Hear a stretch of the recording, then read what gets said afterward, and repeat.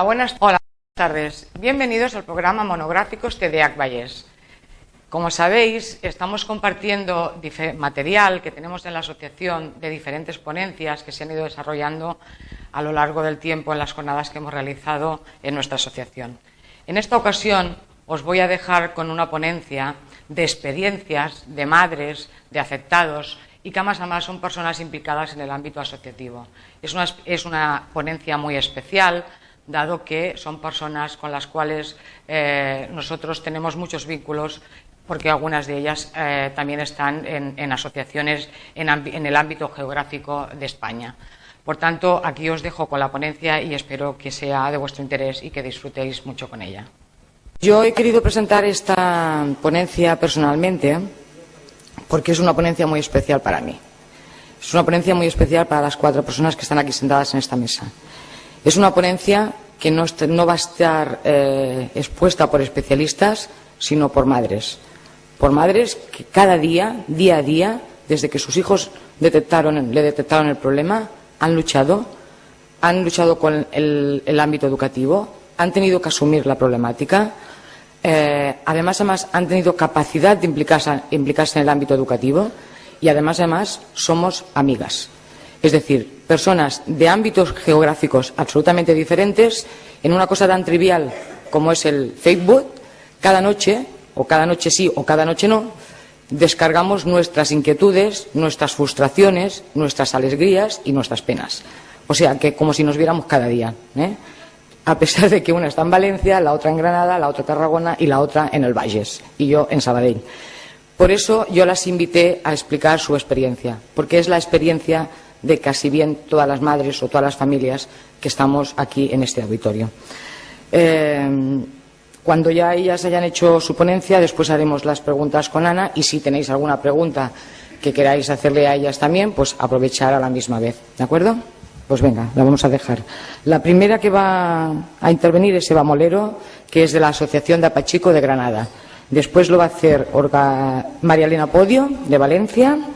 Después Olga Urraca, de la Asociación TDAH Valles, y después va a hacer María Jesús Tapia su intervención, una intervención mucho más técnica para hacer un global de las intervenciones más personales de las otras 3, y ella es la presidenta de la Asociación APIDA de Tarragona. Venga, os dejo con ella.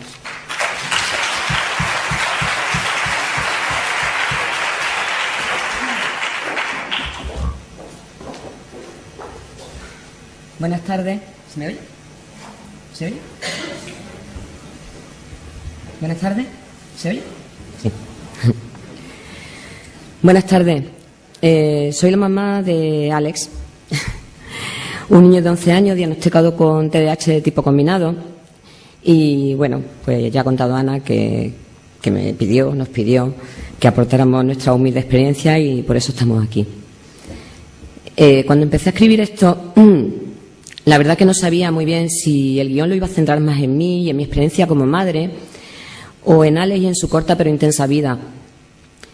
Al final me di cuenta que no podía hablar de él sin hablar de mí misma, y al contrario.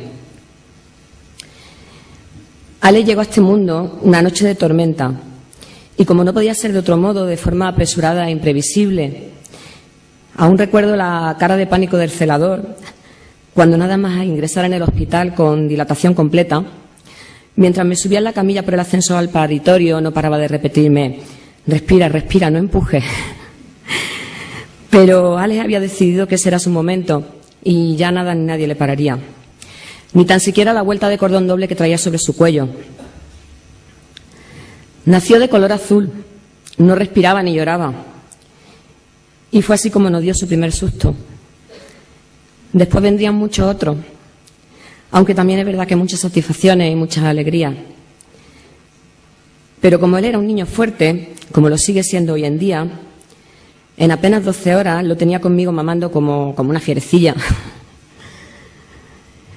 Nada más cumplir un mes, empecé a notar algo raro en su comportamiento, y aún hoy no sé muy bien explicar qué fue lo que me alertó. El caso es que lo llevamos a urgencia, pese a que mi familia me decían que no pasaba nada, que el niño no tenía nada, que eran cosas mías. Así que cuando llegamos al centro médico, y pese a mi insistencia, Como no tenía síntomas de fiebre, ni dolor, ni nada aparente, el médico empezó a darme la cantinela de que las madres nos obsesionamos, que vemos cosas donde no las hay, que si la depresión posparto, que tenía que descansar más y relajarme. Y bueno, y cuando ya me iba casi convencida por aquellas palabras, y justo cuando el pediatra nos acompañaba hacia la puerta, Alex muy oportunamente tuvo un pequeño golpe de tos.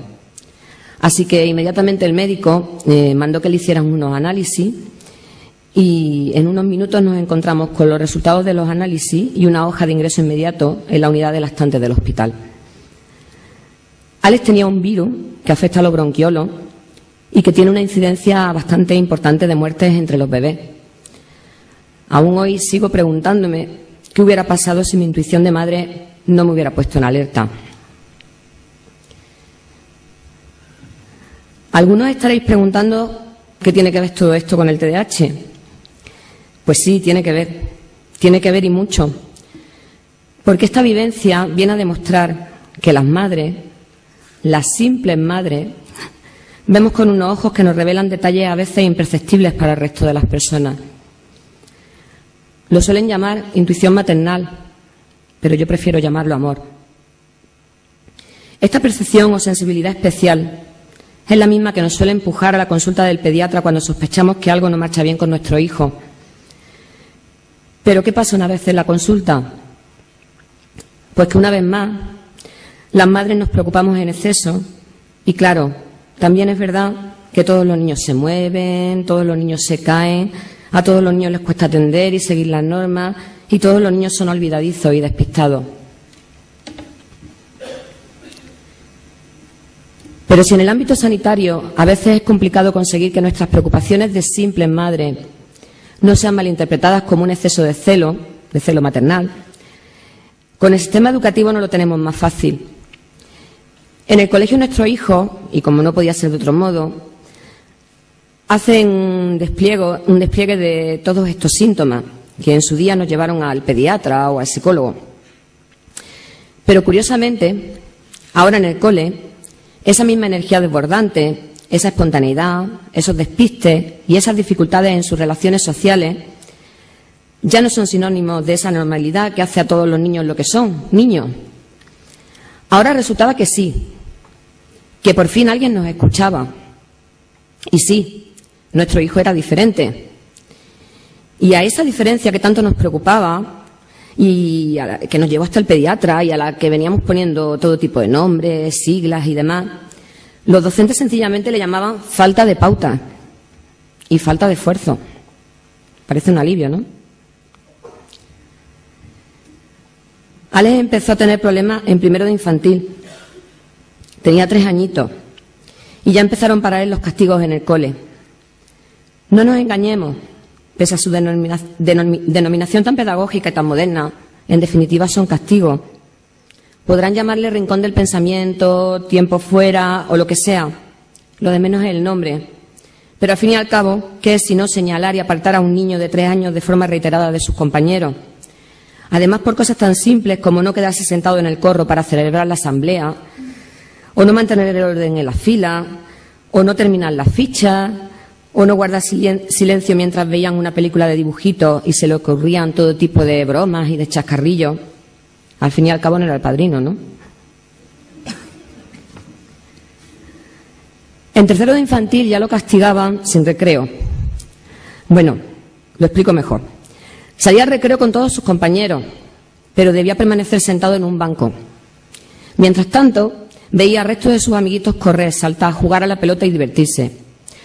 Con lo cual creo que la categoría de castigo se nos queda realmente corta. Que no se nos olvide que estamos hablando de un niño de 4 años con hiperactividad. Yo por aquel entonces ya andaba mendigando que alguien atendiera a mi simple percepción de madre, esa de la que vengo hablando. Lo había intentado con su médico y con su maestra, pero solo habíamos sacado en claro que para el pediatra Alex solo era un niño movido, que hacía cosas de niño, y para su maestra era un vago y un maleducado.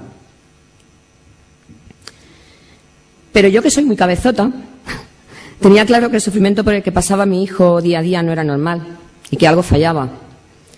Así que me dediqué a indagar por mi cuenta y, bueno, un buen día, hojeando libros en una librería, encontré uno pequeñito que se titulaba Problemas de atención en el niño. Y, bueno, lo que tardé en leérmelo fue lo que tardé en plantarme en la consulta privada de una psicóloga infantil.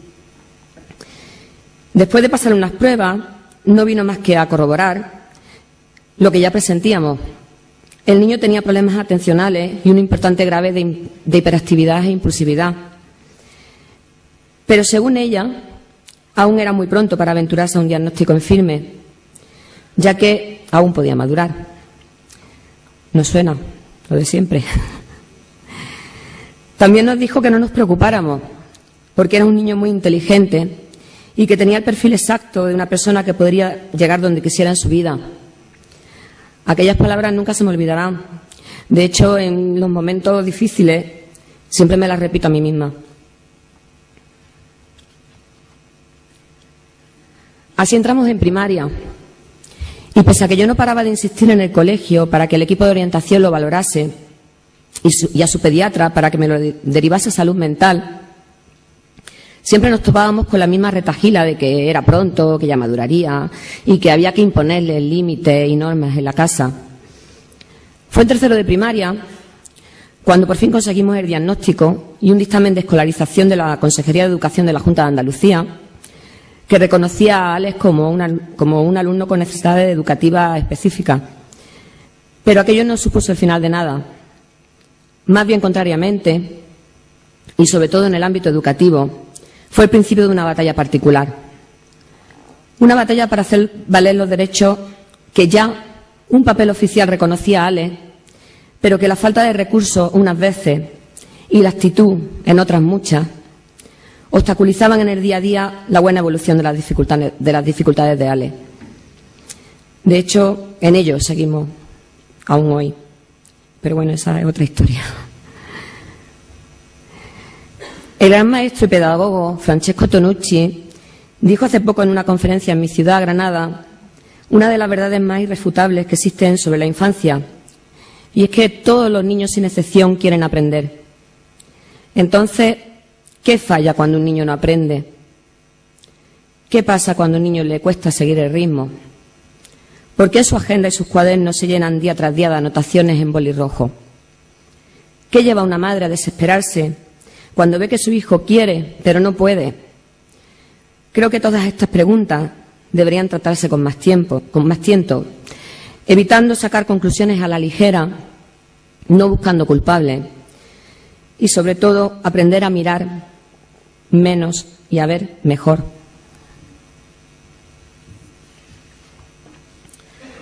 Los padres, los simples padres, podemos no tener un título oficial para ejercer como tales, ni poseemos diploma alguno que avale o acredite nuestra competencia, es verdad. Pero vemos con esos ojos que otros utilizan simplemente para mirar sin ver. El sufrimiento de un hijo es el sufrimiento de sus padres, y en eso reside el poder de nuestra particular visión. Aunque algunos se empeñen en minusvalorar esa extraordinaria y privilegiada percepción con el adjetivo de sobreprotección. Pero ¿desde cuándo sobreproteger a un hijo con dificultades es un error? Todo, absolutamente todo, todos los agentes implicados en este trastorno, familia, sanitario, maestro, debemos formar un equipo de iguales donde fluya la comunicación, la asertividad, el respeto y sobre todo el trabajo por un fin único e ineludible: la felicidad y la normalización de los niños con TDAH. Solo entonces podremos decir que hemos vencido entre todos la batalla del TDAH. Gracias.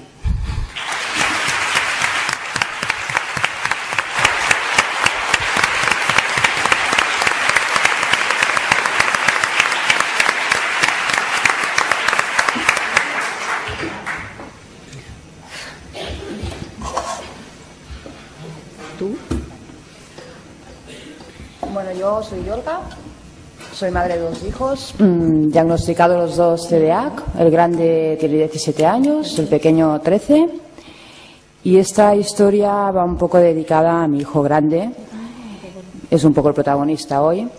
ya que él redactó esta carta que os voy a leer en un diario pues comarcal, cuando él tenía 11 años, transmitiendo un poco sus sentimientos, ¿no? Estos días nos hemos dedicado a terminar esta carta y quiero mostrar a todos que hemos vencido al sistema educativo, que en muchos momentos nos decían que Yanis sería un caso de fracaso escolar. El TDAH visto por mí, Yanis. Hola, me llamo Yanis y tengo 11 años. Fui diagnosticado a los 9. En mi casa veían algo que no iba bien y en mi colegio me decían que lo que yo tenía era pocas ganas de hacer las cosas, tachándome de vago constantemente. Me daba mucha rabia, ya que precisamente era y soy un niño que siempre he tenido mucha constancia, pero mis dificultades no me dejaban hacer más. Y en el colegio tampoco me daban la oportunidad de demostrar lo que yo aprendía. Además del TDAH, también soy disléxico y para mí es un mundo hacer un examen. Por mucho que yo me prepare la lección, oral me lo sé, pero escrito no, porque me cuesta expresar lo que está en mi mente en un papel. Cuando hago dictados, me bajan mucho la nota y si presento trabajos escritos, con mi letra ya no os digo nada. Se quejan de mi letra, se quejan de mis presentaciones y todo mi esfuerzo se convierte en una tortura, llenos de sentimientos contradictorios. Lo que yo creía que estaba bien, los profesores me dicen que está muy mal. Los profesores no se creen a mi madre cuando les dice, Yanis trabaja mucho en casa y yo soy testigo de ello, porque diariamente trabajo con él para estructurarle la faena y grabar muchas de las lecciones que dais para poder preparar el examen. La tratan de mentirosa, diciéndole que yo no estoy mostrando que estudio en los controles que hago. Nada, no entienden nada y por mucho que mi madre diga, se piensan que me está protegiendo. El TDAH es un trastorno que lo sufrimos muchos niños y creo que nos tendrían que ayudar más dentro de los colegios, pero no es así y eso hace que tengamos doble lucha. El mostrar que podemos con la ayuda de los docentes y el ser entendidos por ellos.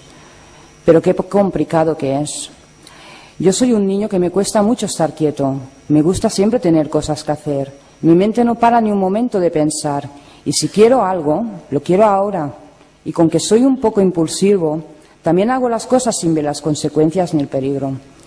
En cuanto estoy en la escuela me cuesta mucho coger el hilo, no porque yo no quiera, sino porque sin querer no estoy donde tengo que estar. Esto me trae muchas consecuencias, porque muchas veces no me entero si me han puesto deberes. Mi día a día es un caos, ya que no hay día que me tenga que defender frente a mi profesor, contando el por qué se me ha olvidado de apuntar mis deberes. Ahora que me acuerdo, no sé si para mañana tengo. Creo que mañana será como el día que he tenido hoy. Me han castigado 2 veces por no presentar las tareas. Ellos se piensan que no quiero y en realidad es que no estuve atento. ¿Cómo puedo controlar esto? Soy un desastre. Muchas veces nos sentimos muy mal porque queremos ser como los demás. En realidad somos como ellos, pero no nos tratan como tal. Ellos nos hacen ser diferentes, no porque no hagan las cosas que nos tienen que hacer, sino por los comentarios que nos hacen delante de nuestros compañeros. La mayoría de comentarios no son para bien. Eres un vago. No haces nada, eres un maleducado, no estás atento. ¿Te quieres estar quieto? Esto es un día y otro y otro.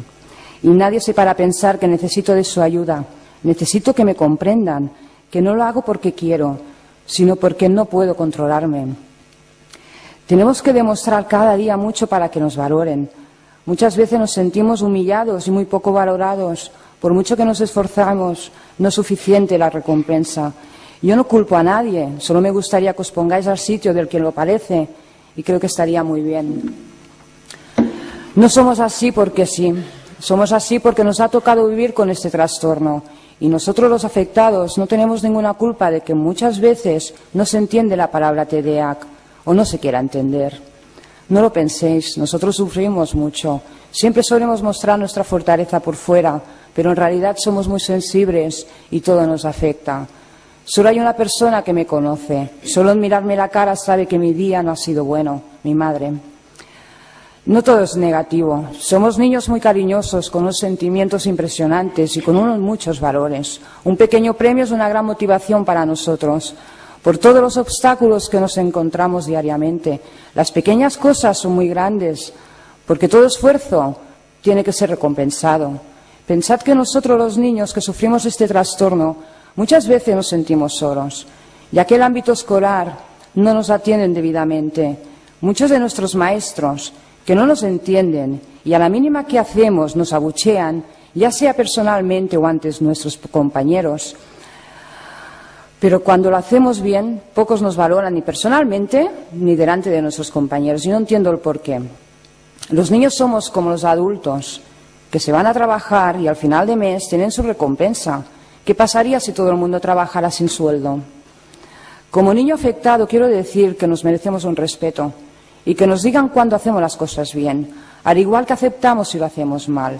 Es una palabra clave para nosotros, la motivación. Sin ella, nosotros no salimos para adelante, ya que de seguida nos hundimos.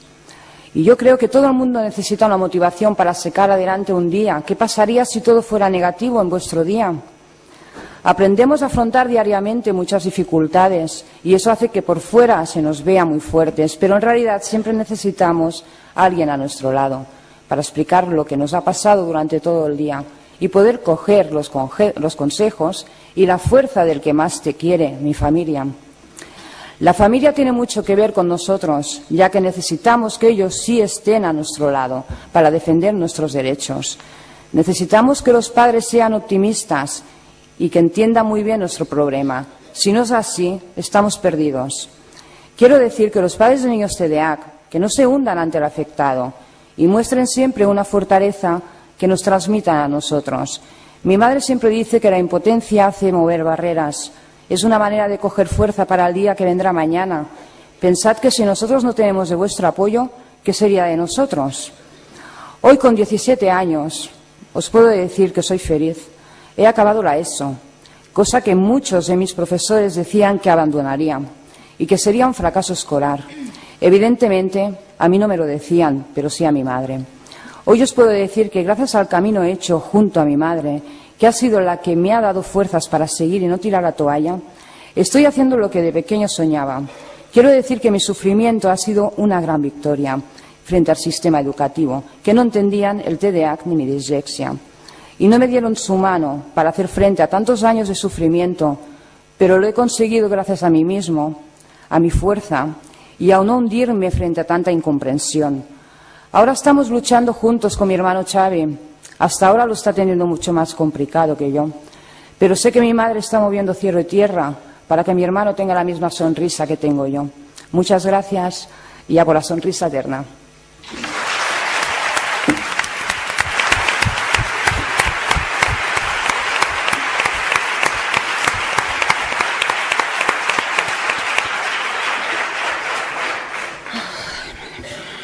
Buenas tardes. Me llamo María Elena. En mi familia hay TDAH y algo más.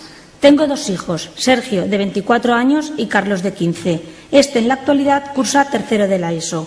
Sospeché que algo le ocurría a Carlos cuando comenzó primero de primaria. Detecté que su ritmo de ejecución no estaba relacionado con lo que había aprendido en infantil, etapa que terminó acompañado de una nota en la que se pedía le prestasen atención, pues él sabía más de lo que expresaba y podría dar a confusión. Esto hizo que en la primera reunión de curso preguntara ¿cuánto es prudente esperar a que un niño aprenda a leer? La respuesta fue que la mayoría lo hace a terminar el primer trimestre. Mi hijo, sobrepasado este, no lo consiguió. Cuando supuestamente ya debía hacer, comenzó a ocasionar problemas de conducta. No esperé más, busqué ayuda profesional. Pregunté a la psicóloga del cole qué le podría ocurrir, la cual, tras hacerle un estudio, nos dijo que era un niño muy listo, que tenía... Espera, se me ha ido esto. Como no tengo papel, es que se me ha ido el de ahí. Ay. Que tenía un problema de atención y una excesiva actividad motora, que no le dejaba funcionar como a los demás. De este modo es como el diagnóstico. lo entendí. A continuación nos sugirió consultar con el centro de salud mental de la zona, lo cual por supuesto hicimos, pero he de decir que el disgusto con el que salimos de allí es indescriptible. El personal que nos atendió nos dio muchas explicaciones. Tan solo le recetaron un medicamento con unas escuetas indicaciones. En aquel momento, enero del 2004, a las personas que consulté no lo conocían, ni profesores ni farmacéuticos. Incluso la pediatra no supo decirnos qué podríamos conseguir de él.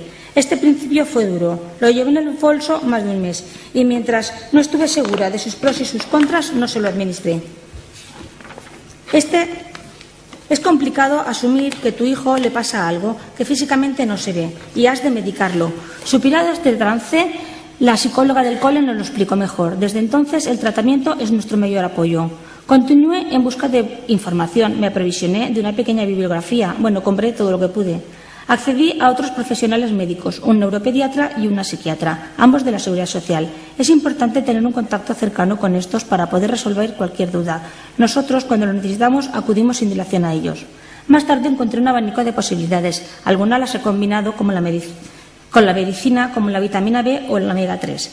Otras ni siquiera las probé, aunque se ofertan como grandes alternativas. No lograron convencerme ni la medicina naturista con su modificación alimenticia y otras hierbas, ni soportes físicos que promocionan artistas como las gafas coloreadas y mucho menos las prácticas orientales. Contacté con la Asociación de Padres de Niños Hiperactivos de mi ciudad, ANNADA. Asistí a varios eventos. Realicé un curso de escuela de padres con ellos. Cuando concluyó ya sabía a qué me enfrentaba. Aprovechando mi relación con el colegio, propuse que se hiciera en él una charla que también impartieron ellos. El objetivo era muy claro, que toda la comunidad escolar conociera el trastorno que se confundía con niños vagos o maleducados. Tras el lógico periodo de asimilación, nos pusimos a trabajar. La psicóloga preparó las adaptaciones a realizar dentro y fuera del cole. El trabajo que realizó el niño tan cortado fue el doble que el de sus compañeros, el que le correspondía y uno específico. Recuerdo que se llamaba Les Lletres Juganeres. Llegar a la concienciación de todos es arduo. Si un eslabón no engancha, peligra el resto. Uno a tener siempre enganchado es el docente. Nos guste o no, es ineludible en la larga vida escolar obligatoria de nuestros hijos. Aunque ellos piensen que pretendemos inmiscuirnos, a los padres de niños con dificultades no nos queda más remedio que entendernos con ellos. La tutora de primer ciclo de Carlos colaboró en todo lo que se le propuso. Nos conocíamos. Era la jefa de estudios. Yo pertenecía al consejo escolar y a la directiva del AMPA. Esto me dio la credibilidad suficiente para que no me mirara como la madre que le dice que lo que tiene que hacer. El cole le dio clases de apoyo hasta comienzos de segundo ciclo y en casa una profesora particular sugerida por la psicóloga, si la podíamos pagar, claro. Pero no creáis que fue fácil. Él se negaba y cuando llegaba esta persona se escondía dentro del armario. Ella debía convencerle diciéndole que iba a enseñarle a leer a Winnie, un peluche del que no se separaba nunca.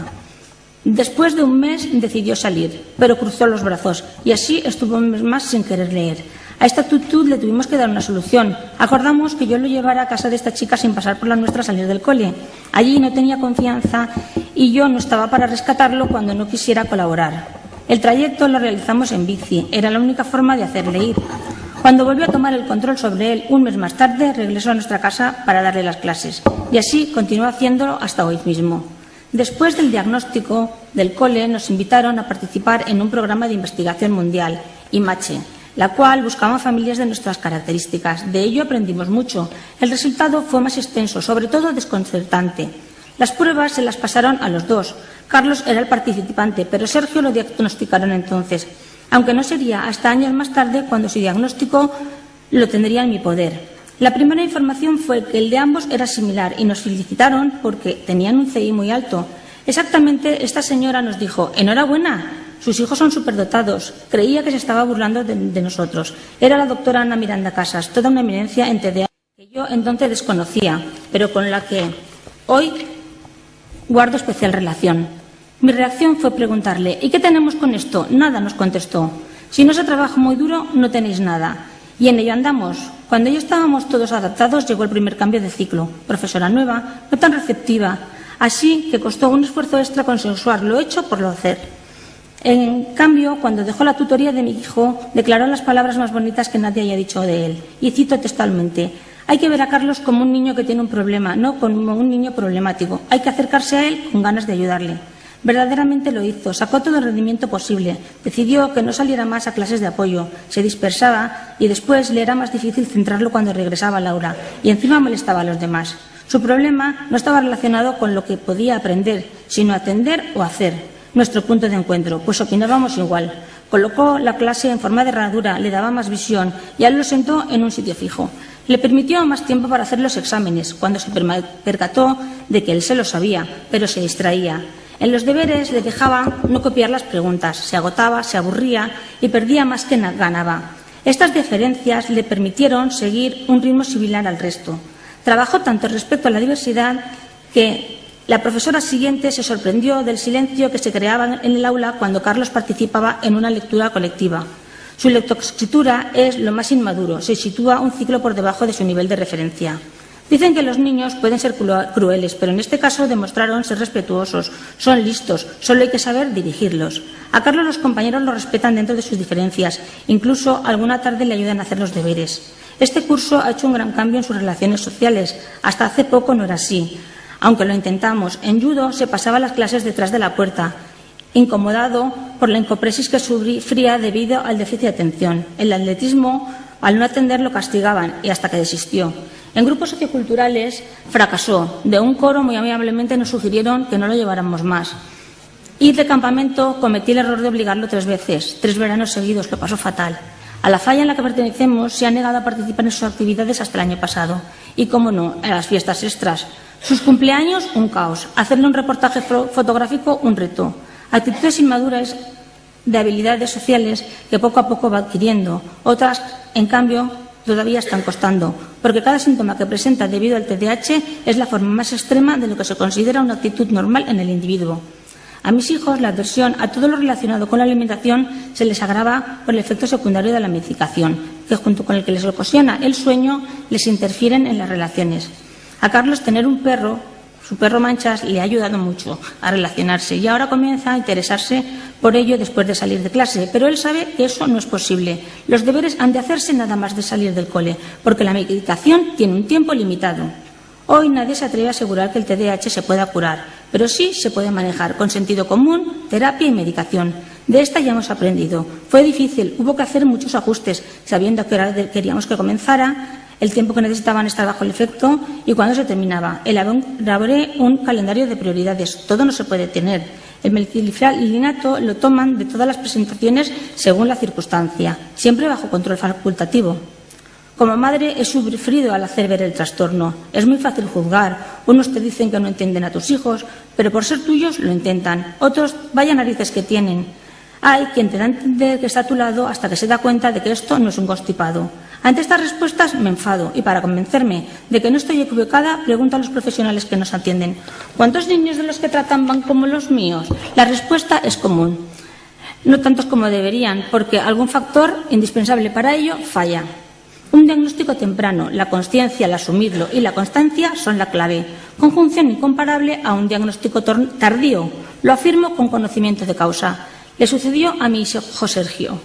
Pese a que nos lo insinuó la investigación casi al tiempo que diagnosticaron a Carlos, no fue hasta ya cumplida su mayoría de edad cuando lo tuvimos.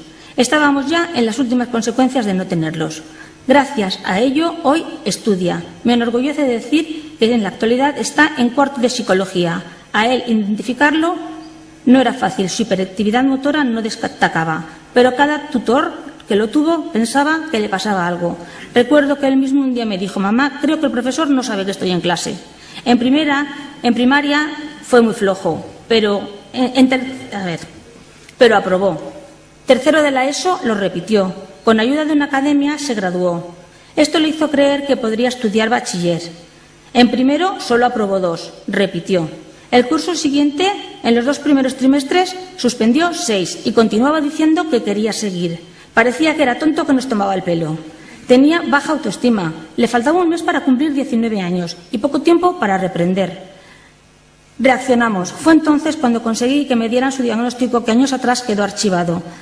Accedió a ser tratado médicamente y pronto los resultados fueron espectaculares. El último trimestre recuperó lo suspendido y en segundo lo culminó con 4 sobresalientes. En junio aprobó selectivo, es más, sacó un 10 en filosofía. La experiencia vivida con su hermano, el trabajo hecho con él hasta entonces, aunque sin resultados, afloraron tan solo al ser medicado. En octubre, tras intuir que mis hijos no eran solo TDAH, fueron diagnosticados también de síndrome de Asperger. He de confesar que son mi mayor desvelo, pero si algo quiero es que no pasen lo que yo, probablemente porque sea TDAH. Siempre tengo presente que mi fracaso escolar fue responsable de mis fracasos sociales, de mis consecuencias físicas o mentales.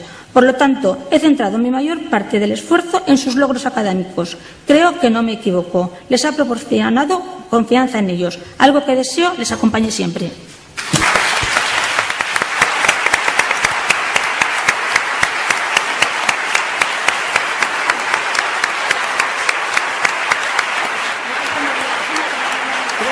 ¿no?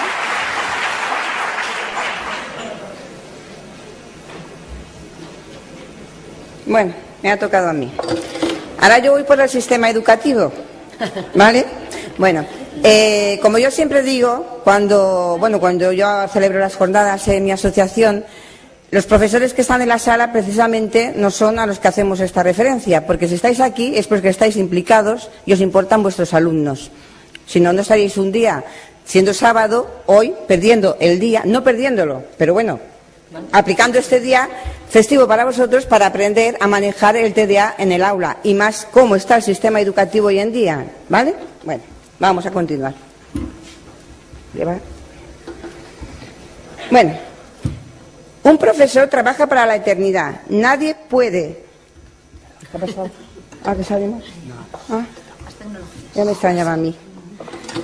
Bueno, un profesor trabaja para la eternidad. Nadie puede decir dónde acaba su influencia. Evidentemente, cuando un niño va a la escuela, todo lo que aprende allí es lo que le va a influenciar en toda la vida siguiente, ¿no? En la vida escolar y la vida familiar, pero la escuela influye mucho. Porque en la vida familiar, sobre todo los niños de TDA, están protegidos, están queridos y los ayudamos mucho. Pero cuando van a la escuela, esto es un terreno hostil, ¿de acuerdo?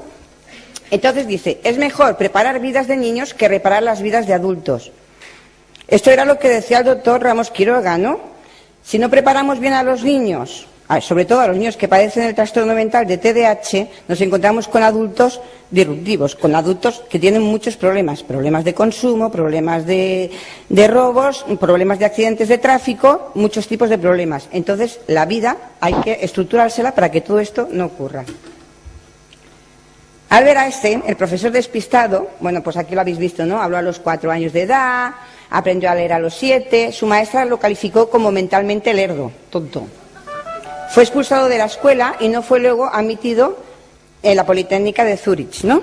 Entonces, dicen que Albert Einstein tenía un componente de TDAH, Asperger y dislexia.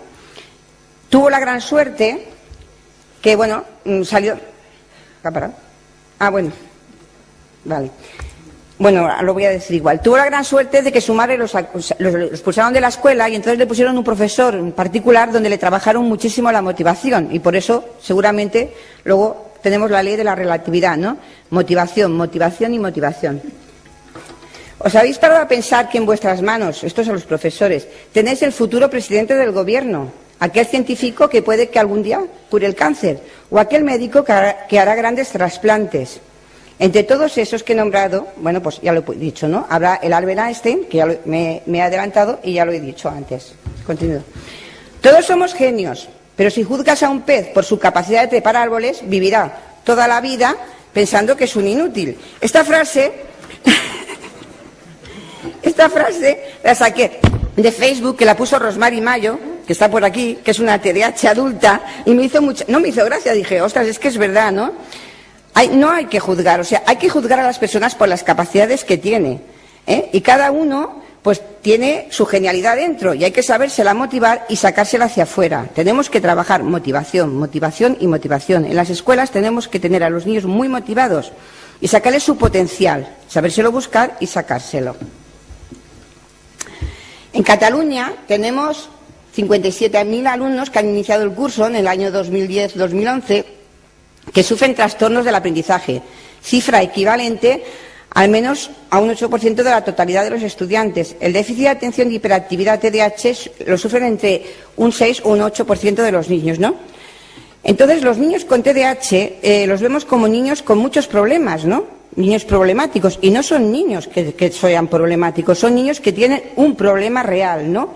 Y esto tenemos que hacer, pues que estos niños no se vean ellos como un problema, sino ese problema intentar en los centros escolares ayudarles al máximo posible. Ya sé que estamos en crisis, que cada vez tenéis menos recursos, pero a veces no es un tema de recursos, es un tema de predisposición del profesor. Si no tenéis que ver que según en qué curso escolar le toca al niño, un año chuta a la mar de bien y al otro año lo tenemos fracasado totalmente. Eso tiene que ver con la motivación, con que el profesor comprenda y entienda que aquel niño tiene una problemática y lo sepa llevar adelante, ¿no?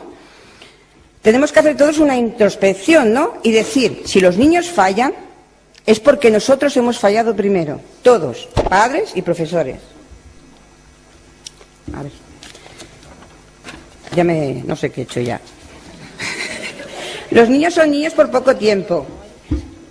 Es que vamos muy deprisa y entonces vamos aceleradas. Los niños son niños por muy poco tiempo y una vez solo en la vida, ¿no? Cada niño nace y tiene derecho a una educación personalizada. Esto lo dice un gran sabio que es Francesco Tonucci, ¿no? Entonces, a ver, aquí viene a referirse que hay que adaptarse, hay que hacer adaptaciones curriculares, planes individualizados dentro de los centros escolares. No se hacen, no se emiten dictámenes. O sea, cuando hay un niño con problemas de aprendizaje y entra en el círculo escolar, se tenía que hacer una reunión al principio de curso y decir, a ver, ¿qué problema tiene este niño? Y vamos a hacer una adaptación curricular o vamos a hacer un dictamen y vamos a ponernos al modo de estudio para que este niño pueda salir adelante. Todo esto está estipulado tanto en la ley catalana como en la LOE, pero no se hace. Por sistema no se hace. Los ponemos al final de la clase y si molesta, castigado. La Ley Orgánica de Educación, la LOE, búscamelo, por favor, me he perdido. Es que yo me he hecho unos apuntes para seguirlas. No, la LOE, la primera. Pero perdonar, es que vamos muy deprisa y esto no puede ser. No sé, aquí. La Ley Orgánica de Educación, la LOE, dice que tendrán atención personalizada a los chicos que presenten dificultades en el aprendizaje y de conducta. Las administraciones educativas dotarán a estos alumnos del apoyo preciso desde el momento de su escolarización y de la detención de su necesidad. No se hace. Todo esto no se hace. O sea, las leyes están hechas pero no se cumplen. Y las madres nos preguntamos, ¿por qué no se cumplen? ¿Por qué tenemos esta gran lucha? ¿Por qué nuestros hijos son excluidos del sistema escolar? Y esto es así, los que estáis aquí como padres lo sabéis, no estoy diciendo ninguna mentira. Entonces, bueno, pues nos tenemos que aplicar para que la LOE se cumpla. Luego tenemos la Ley Catalana de Educación, no me la has puesto. Bueno. Criterios de organización. A ver, Olguita, esperadse un segundo, porque si no, no nos...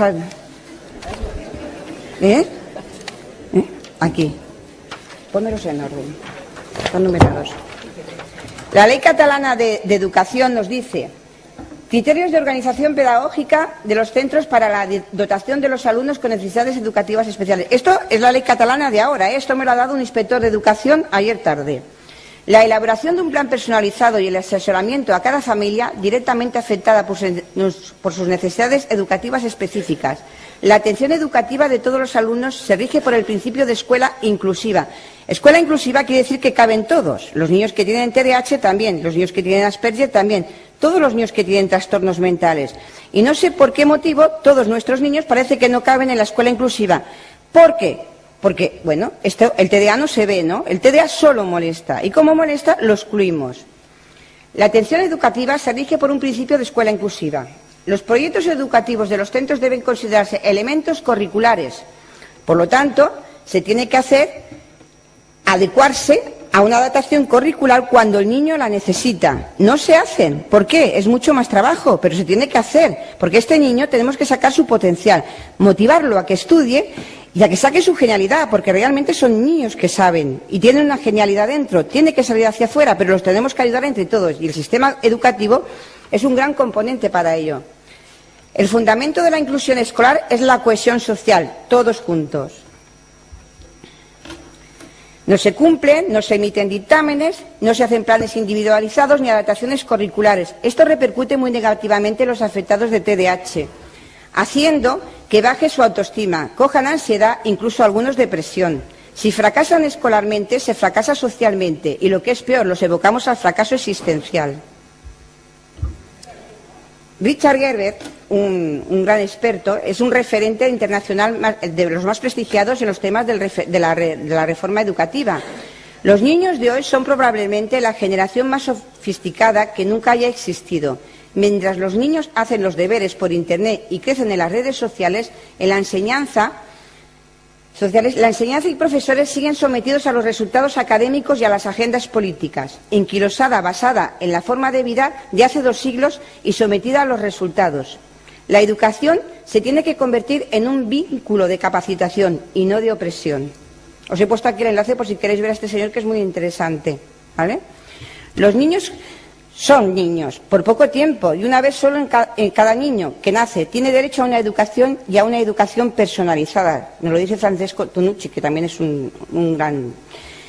El niño con TDA no es un niño problemático, es un niño que tiene muchos problemas y así lo tenemos que ver. No es un niño que dé problemas, es un niño que tiene un problema, por lo tanto lo tenemos que ver así y ayudarlo. Esta palabra, yo cuando vi a Russell Barkley se me quedó clavada, ¿no? Pero muy clavada, porque dijo: el TDAH no es un problema de saber, es un problema de no saber qué hacer con lo que se sabe. O sea, las personas con TDAH tienen todo aquí metido, pero desorganizado. Por lo tanto, son inteligentes, cogen todo, lo meten aquí dentro, pero lo desorganizan, como yo mis papeles ahora mismo. ¿Vale?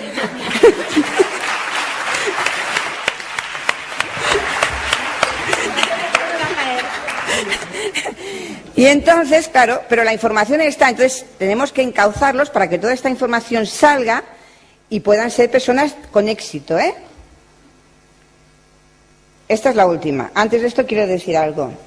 Los niños con TDAH, si fracasan en el terreno escolar, fracasan en el terreno social. Y lo que es mucho peor, fracasan como existencialmente, como personas.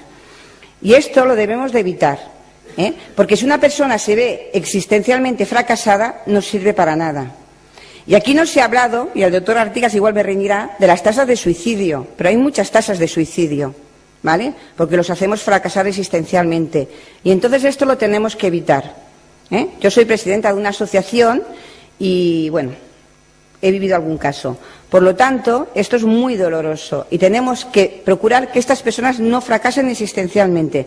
Son personas muy válidas, muy capacitadas y si realmente sacamos el potencial que tienen dentro, son verdaderos genios. No lo dudéis nunca. Entonces, aquí en Cataluña lo que queremos con Ana es pedir un protocolo, bueno, con Ana y otras asociaciones, evidentemente las asociaciones catalanas, es pedir un protocolo de actuación en el sistema educativo para los afectados de TDAH. Porque estamos viendo, me corregirá Pencho, el presidente de la Asociación Española, creo que en Baleares, Canarias, Murcia y Navarra hay protocolos de actuación, ¿no? Hay más. Bueno, pues yo me he quedado aquí. Mejor que haya más. Claro. Entonces, claro. En Castilla y León también hay. Vale, pues entonces, claro, depende de qué en comunidad autónoma vivan los afectados de TDAH, tienen posibilidades de salir adelante y según en qué comunidades autónomas, no. Porque si no hay un protocolo de actuación educativa, pues pasa todo lo que hemos dicho anteriormente, ¿no? Lo que ha leído Olga y lo que ha leído Eva, que no se ha extendido, pero lo está pasando muy mal con su hijo, ¿no? Esto lo tenemos que evitar. Entonces, bueno, pues según en la comunidad que vivan, les ofrecen unas oportunidades y según en qué comunidad que vivamos no tienen las mismas oportunidades y creo que esto no es derecho. Desde luego desde la Federación Española se lucha para que se implante en todas las comunidades, pero bueno, como tenemos el tema de las comunidades, gobiernos diferentes, pues entonces tenemos que solicitarlo según en qué comunidad vivamos al gobierno que allí esté, ¿no? Bueno, pues yo solamente quiero deciros que no os olvidéis que son solo niños y que son nuestro proyecto de futuro, ¿de acuerdo? Muchas gracias por vuestra atención y bueno, ya está.